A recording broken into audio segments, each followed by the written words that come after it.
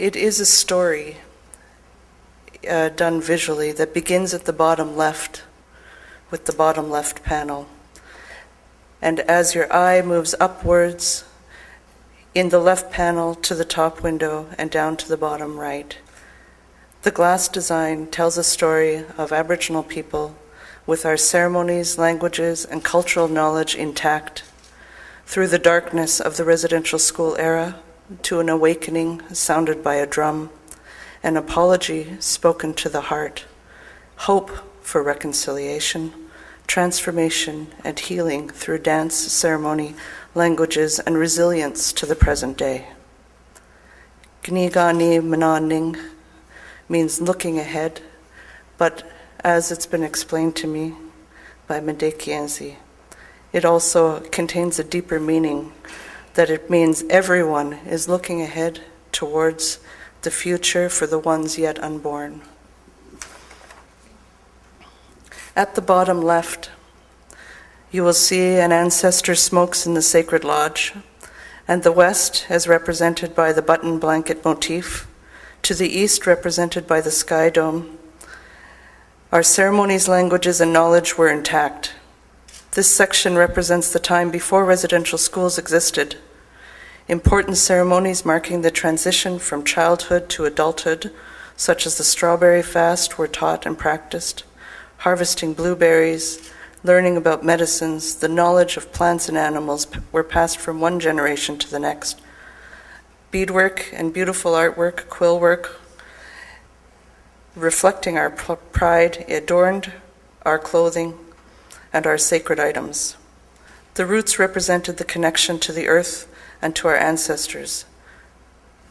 In the middle section, this was the most difficult to do because it obviously carries a lot of weight.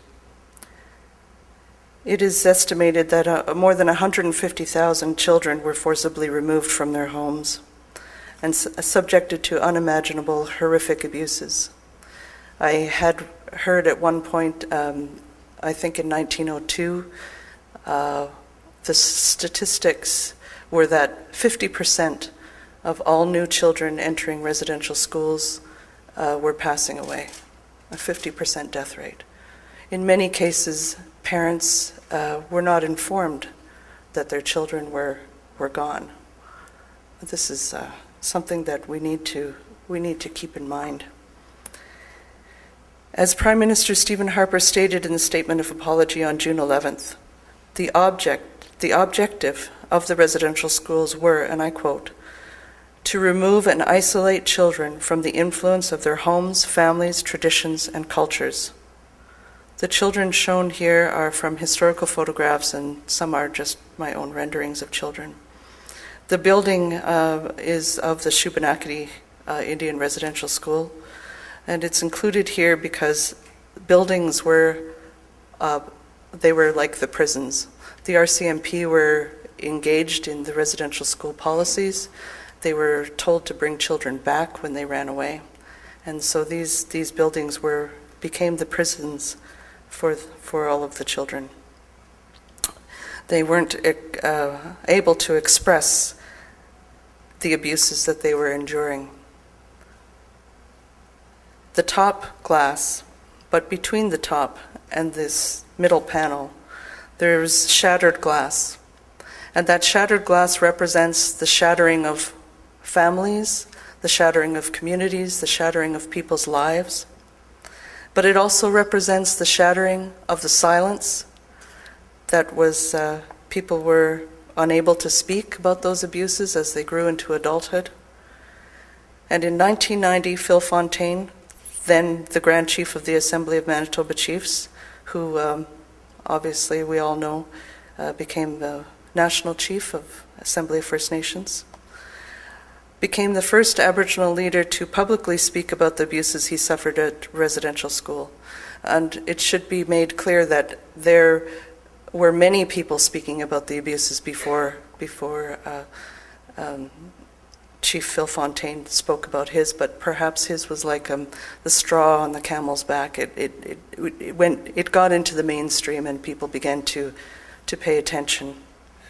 The drum dancer here is sounding the beginning of the healing.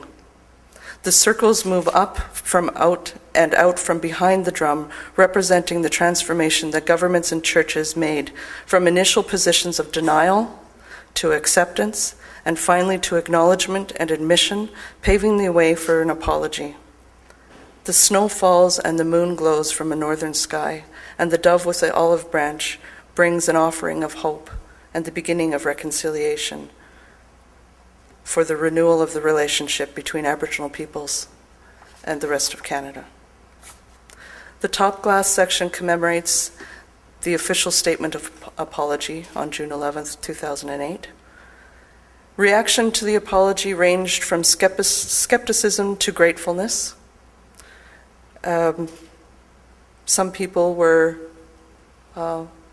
rightfully so skeptic about the apology.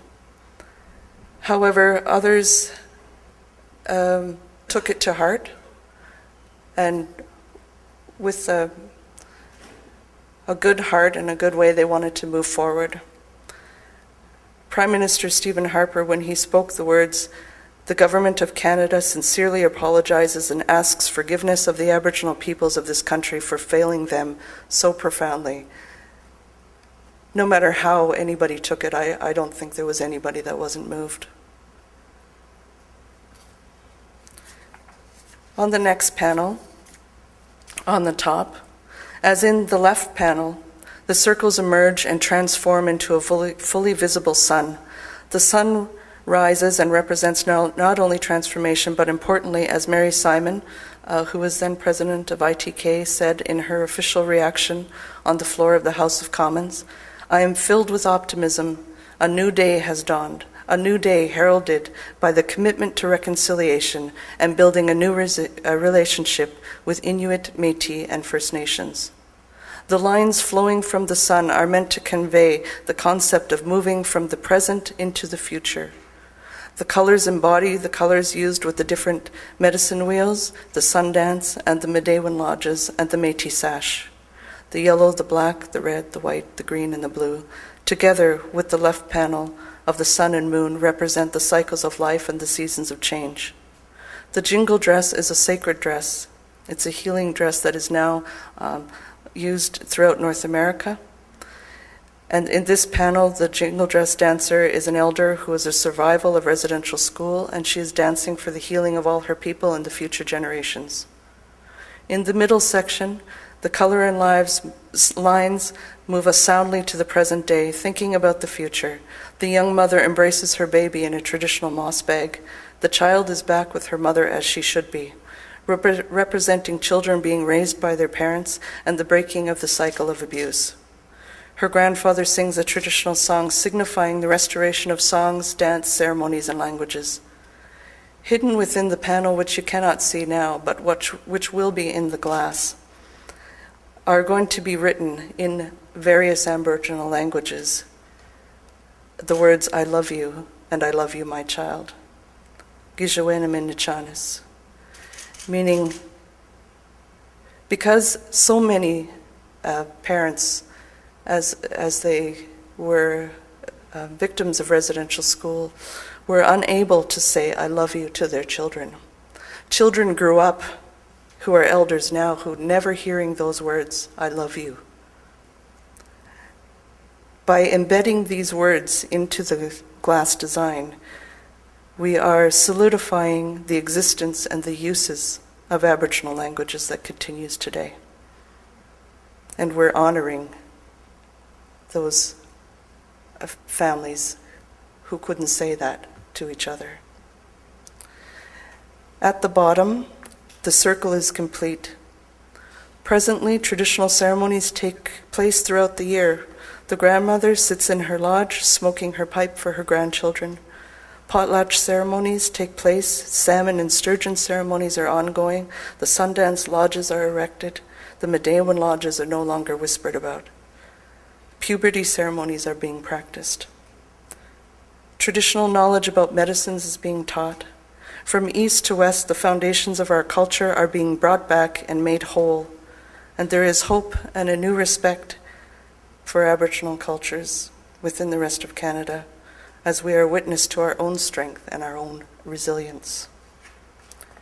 And the last piece of the design, which you cannot really see, is the figure of a woman. It's the shape of a woman. And that is to signify Mother Earth. Because the land is so integral to our being, we consider the land sacred, although it's not obvious in there. So many of our traditions and cultures and ceremonies, and indeed our very way of life, are based on the connection with the land and interconnection with the spirit of the earth, that it would be remiss to design something concerning our people without including the earth in some form. That's what is written for the design, but I would like to also add that there will be people who will say, well, what will a glass do when there are so many unresolved issues to deal with? Issues about land, about the environment, treaties, Métis rights. There's Riel House is closing today. There are so many issues that are not resolved. So what will a glass do? But what we can say is that there'll be 60,000 people walking through Parliament Hill every year. And people will do their media scrums and they'll do everything underneath that glass.